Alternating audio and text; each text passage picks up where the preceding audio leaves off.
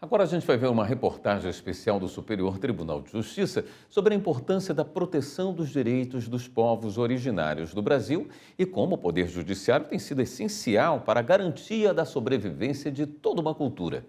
A repórter é Jéssica Castro.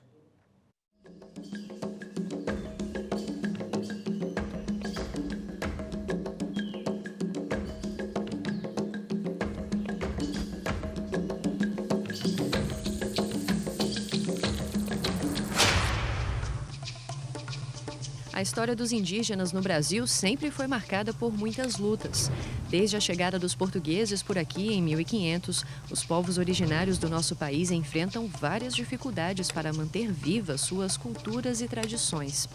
E a grande maioria dessas lutas teve e ainda tem como origem o preconceito e a falta de conhecimento de muitas pessoas sobre o modo indígena de se viver. Eu vejo que muitas pessoas não indígenas tem um estereótipo ainda do indígena do livro de história, ou do bom selvagem, ou do cabelo liso, do olho puxado, a pele avermelhada, coisa do tipo. Existem indígenas que têm esse estereótipo? Existem. Estereótipos fisicamente falando? Existem. Mas a gente está falando de um país, Brasil, território brasileiro, que tem 305 povos indígenas, né? Ao longo da história, vários dispositivos legais surgiram para tentar conter a disseminação do preconceito e do desrespeito aos direitos dos povos originários. E um dos marcos mais importantes foi a Constituição Federal, que dedicou 2 artigos especialmente à regulação dos direitos dos indígenas. Um deles é o artigo 231, que prevê que são reconhecidos a organização social, os costumes, as línguas, as crenças e tradições e os direitos originários sobre as terras que tradicionalmente ocupam, cabendo à União demarcá-las, proteger e fazer respeitar todos os seus bens. Traduziria assim: o direito deles é um direito coletivo, longe do direito individual que capitaneia as nossas atenções na vida não indígena.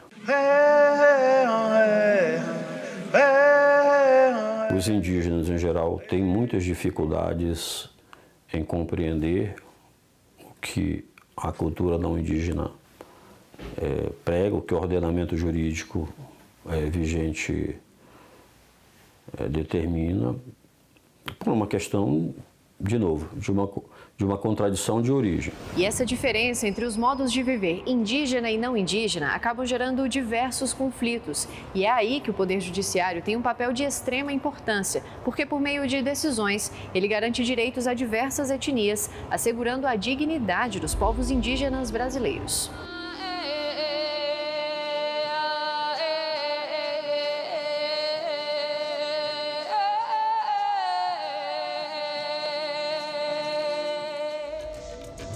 O Superior Tribunal de Justiça, por exemplo, tem diversos julgados que já asseguraram direitos relacionados à saúde, à competência do Ministério Público para atuar ativamente na proteção dos indígenas, a direito de família, de território e vários outros.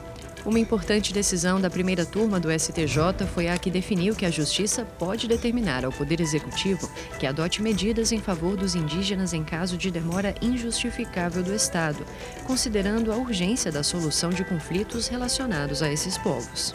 Em outro importante julgamento, o STJ aumentou em 10 vezes, fixando em R$50 mil o valor de uma indenização por danos morais coletivos pela publicação de um texto em um jornal com ofensas aos povos indígenas de Mato Grosso do Sul.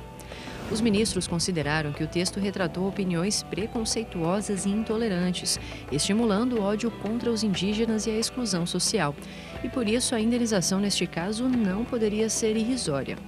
E é importante lembrar que a garantia dos direitos e da existência digna dos povos indígenas não diz respeito apenas a eles, mas é também algo que impacta toda a sociedade. A partir do momento que essa nação ela não valoriza ou implementa políticas públicas que não promovam a diversidade desse povo, todos nós perdemos, porque é menos uma língua, é menos uma cultura, é menos, acho que, um país democrático. Dentro desse contexto de diversidade, o que a democracia deve garantir é a possibilidade de existência de todos. Ainda se tem uma caça aos povos indígenas, né? Ainda se tem uma desumanização muito grande de nossos corpos.